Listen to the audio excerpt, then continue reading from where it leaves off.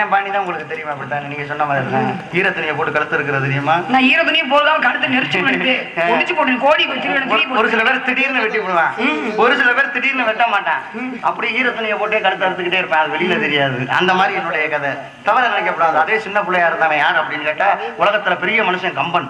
ராமாயணத்தை எழுதினவர், உலகத்துல என்னென்னமோ சாதனை படைச்சவர் கம்பன். அப்பேற்பட்ட கம்பனே ஒரு சின்ன பையன் வந்து ஏமாத்துறான் இல்லையா? ஒரு சின்ன பையன் மாடு மேய்ச்சிக்கிட்டு இருந்தான். மாடு மேய்ச்சிக்கிட்டு இருக்கக்கூடிய நேரத்தில் இந்த கம்பன் வந்து இங்க இருந்து போய்கிட்டு இருந்தாரு. போயிட்டு இருக்கும்போது இந்த சின்ன பையன் அப்பதான் கேட்டான், ஐயா உங்களை பார்த்தா பெரியவரா தெரியுது, நான் எனக்கு ஒரு விளக்கம் வேணும்னு கேட்டேன்.